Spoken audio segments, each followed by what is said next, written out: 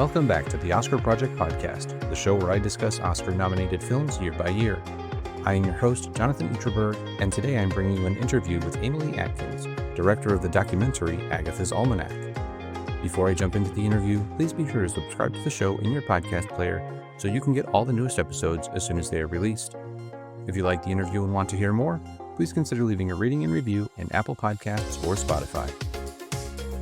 Amalie Atkins is a Canadian artist and filmmaker whose installation work has been exhibited across the United States and Canada, as well as internationally in Europe, Asia, and Australia. She joins me on the podcast to talk about her documentary, Agatha's Almanac, which won the Jury Award for Best Canadian Feature Documentary at the 2025 Hot Docs Canadian International Film Festival. Amalie, welcome to the show. Thanks for having me. So your film is a wonderful look at your own aunt, Agatha, who lives a very simple life on her land, spends her days tending to her plants, caring for her home. When did you first realize that she would be an interesting subject for a documentary? Well, I've known her since I was born, so she was always a force in my life. She always ran the show at every large family gathering. I think she probably came to take care of me when I was first born, because she did that for all my siblings. So I've known her as long as I've been alive. And I shot a film with her probably, I actually don't remember the date right now, but I did shoot a film with her and her sister. And during the process of making that film, which was like a fiction film, she was so amiable to be on set and was so great on camera that I think it was, during the process of making that film that I thought, what I'd like to do is shoot a documentary where it's her. She doesn't need to play a character. She would really shine on camera as herself. And just like looking at her world that she's created, all of this unseen labor throughout her life. She's always been single, so she hasn't necessarily had a witness to acknowledge or appreciate all that she does just to create the world that she has on the farm. And she just has this beautiful handmade world. Like, the house hasn't changed since my grandparents were alive.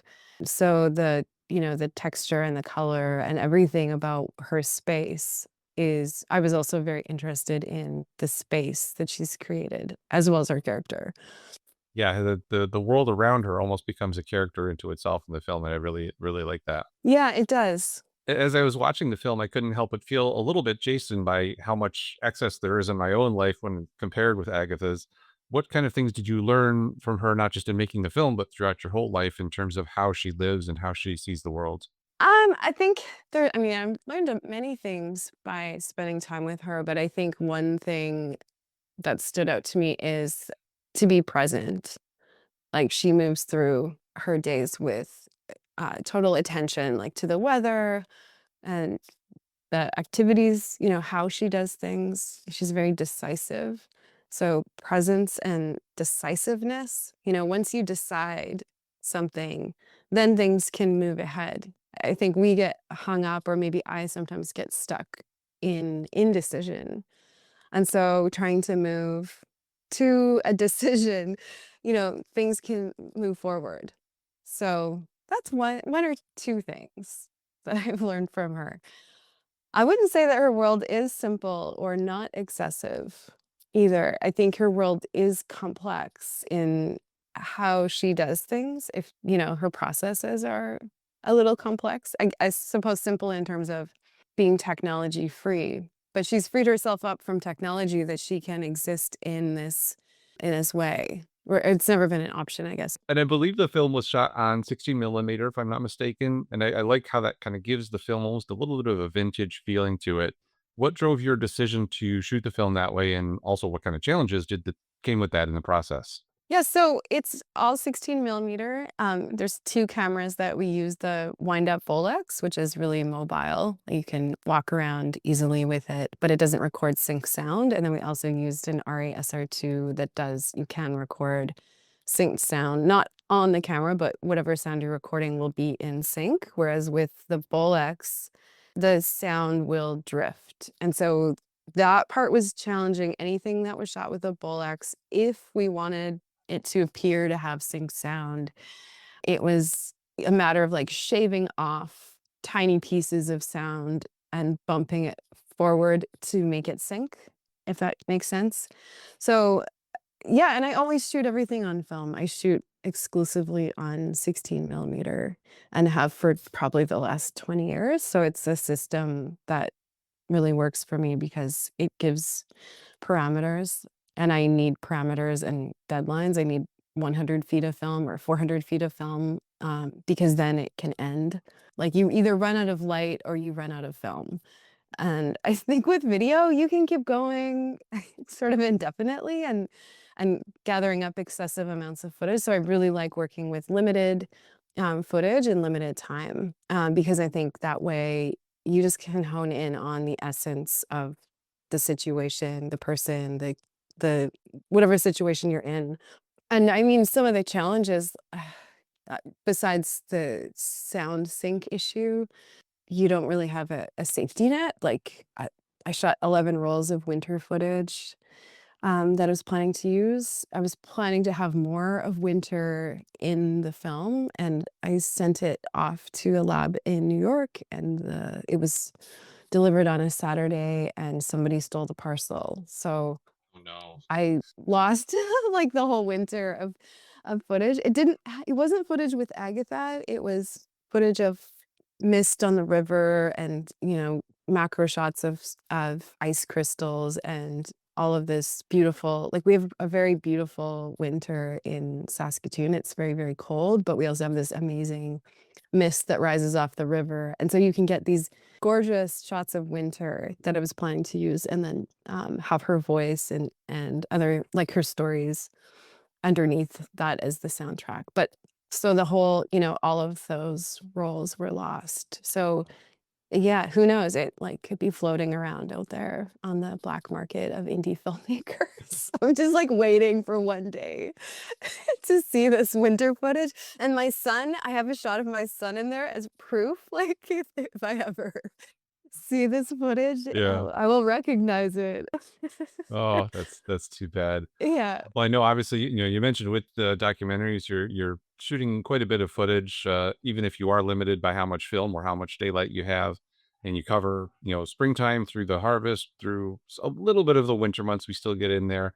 How long was this filmed? Over a year? How long were you actually filming with Agatha? I started filming with her in 2019, so we started pre-pandemic. And then there's some rocky times where in between, where I wasn't able to travel because we couldn't actually cross. I live in Saskatchewan and she lives in Manitoba, so I couldn't actually cross the Manitoba border at one point in time. So I had Rain Vermette did some remote, I did some remote directing, and Rain Vermette went and I think shot the strawberry scene without me there. So we did and then the phone calls was another way that I could continue working on the project when I couldn't travel. I think it was one summer I couldn't travel there, or it was really, I would have had to quarantine for 2 weeks or something before going to see her.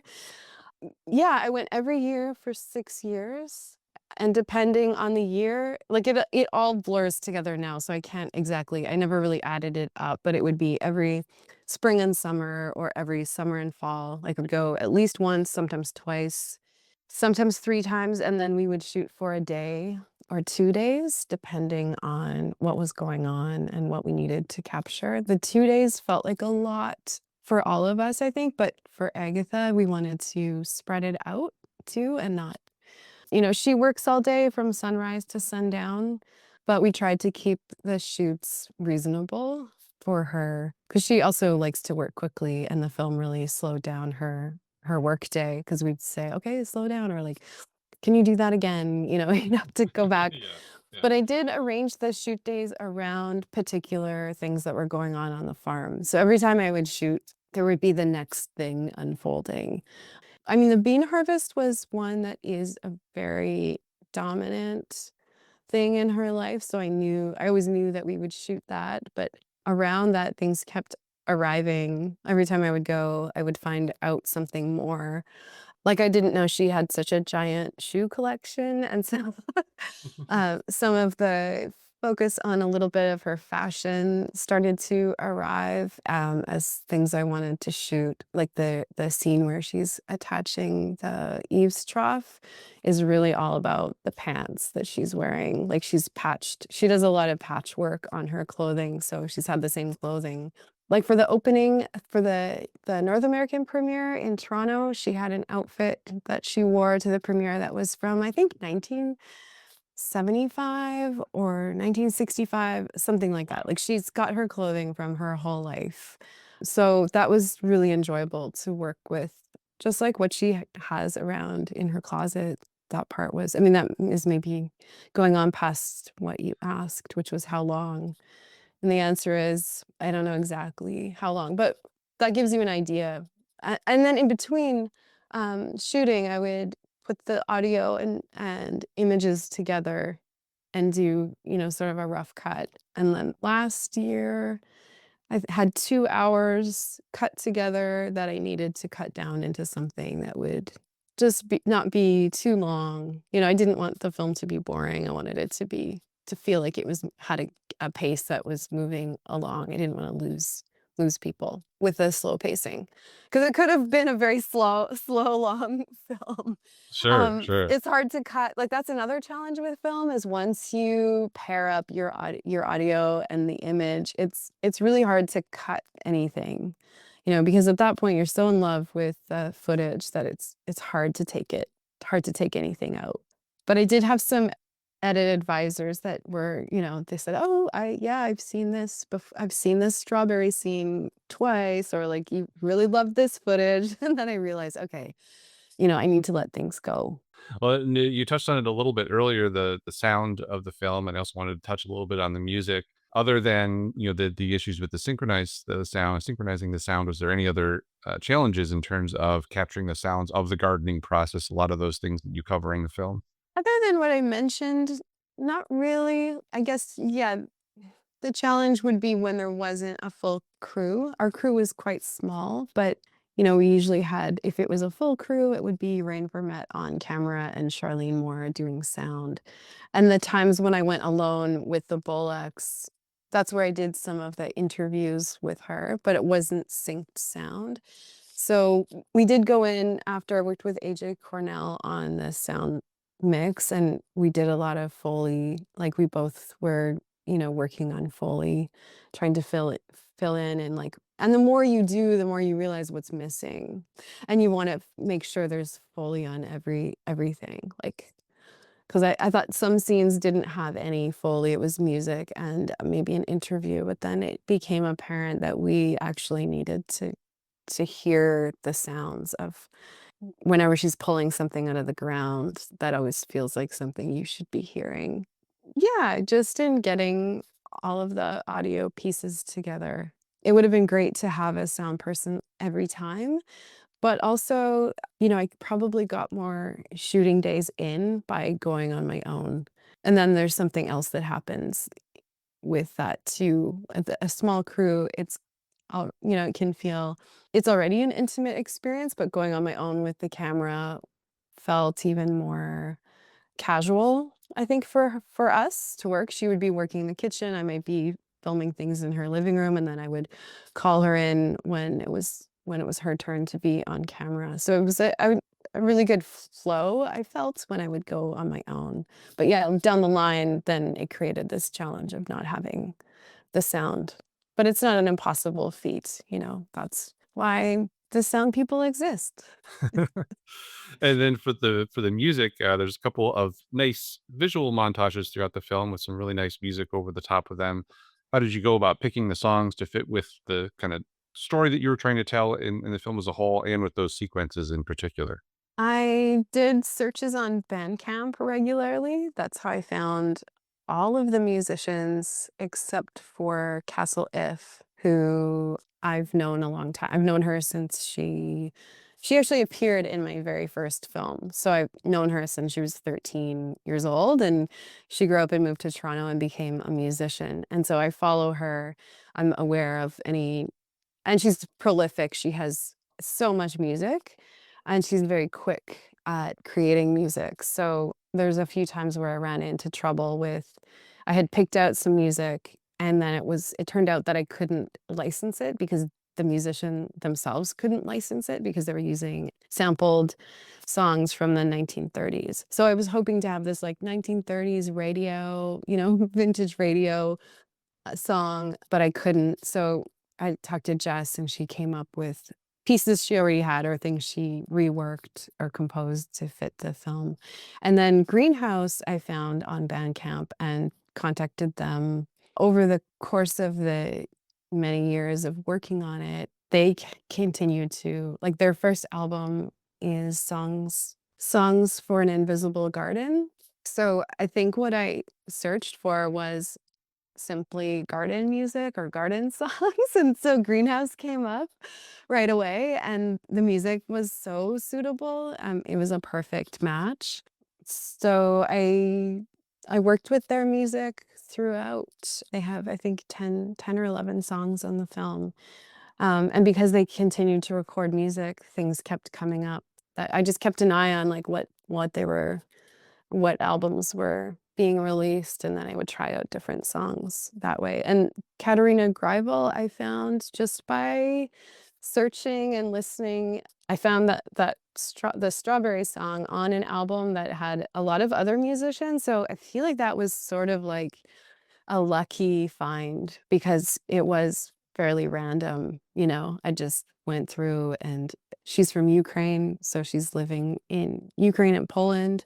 And that song has a particular energy that felt so suited to the level of assertiveness that Agatha carries, and also a gentleness. And the song contains the sort of extreme feelings. Yeah, it carries those feelings in hitting both ends. Oh, that's good. And there's a wonderful line that Agatha says near the end of the film, may even be the very last line. She says, "It's a privilege to be alive." And then she pauses and it says, "Every day." And I had to pause the film and write that down so I could remember it.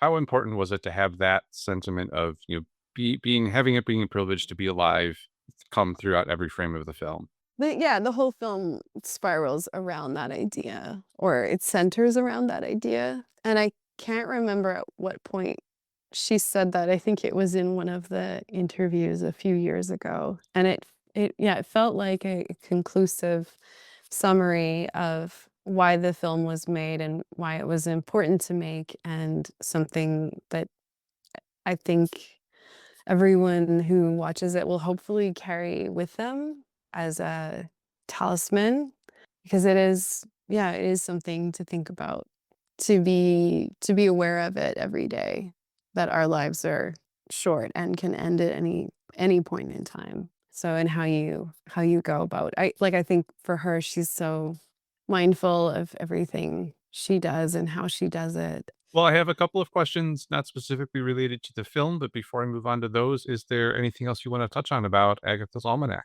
Yeah, I guess if anyone is thinking about making a film, this film, I can say, was made with a very small crew and a small budget over the course of time.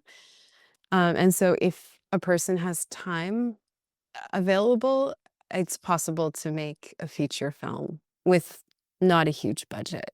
I think that is something I tricked myself into making a feature film. It started out as, chapter by chapter. I thought, well, just do these chapters and build up. My goal was to do 12 chapters. And I was thinking it would show in an art gallery because that's the world that I normally exist in.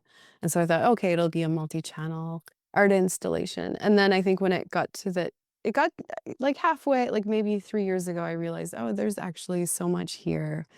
And it would be a challenge to create a feature film, but I think there's enough material here to create a feature film. So that's one way a person can trick themselves into making a longer project, is chapter by chapter. Very cool. Well, this might be the hardest question I ask, but if you had to pick your top three films of all time, what would they be? Yeah, I don't have an answer for you.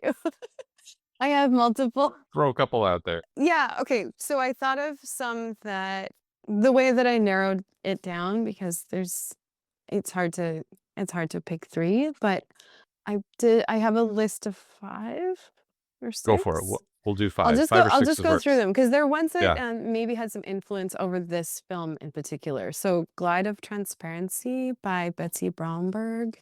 It's a feature-length film. I think it's like 89 minutes of shots of in her garden. And it has this beautiful soundtrack. And so I think I saw that film at Film Anthology Archives and it was inspiring to me to think, okay, this film held my attention for the full length. So it is possible to make a film that doesn't necessarily have high action or a huge story arc. So that was one film of influence. And then Daisies.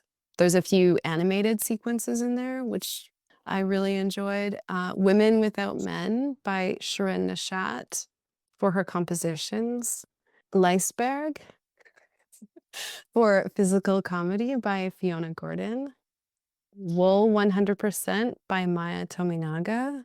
It's a story of two sisters that find a creature who's a human creature, but they're always like collecting things that people have left on the street, and so their home is full. So it's sort of about amassing, just the whole environment so I guess for the tactility of the environment, that one I really enjoyed. I haven't seen it for a long time. And then The Red Balloon, the 1956 version, that's one of my favorite films that I can actually show my children. The director worked with his son, and it's, a beautiful story. Fantastic. Do you have any books you could recommend that you've read recently or ones that you really enjoy? Can be fiction or nonfiction and don't have to necessarily be related to movies.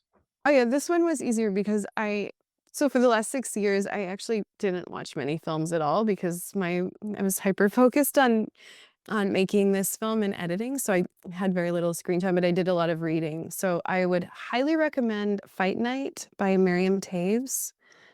It's Miriam Toews is a well-known Canadian author, and she's also Mennonite, which, so Agatha is Mennonite. And so some of her characters remind me of my own relatives, or like the mom character reminds me of my mom.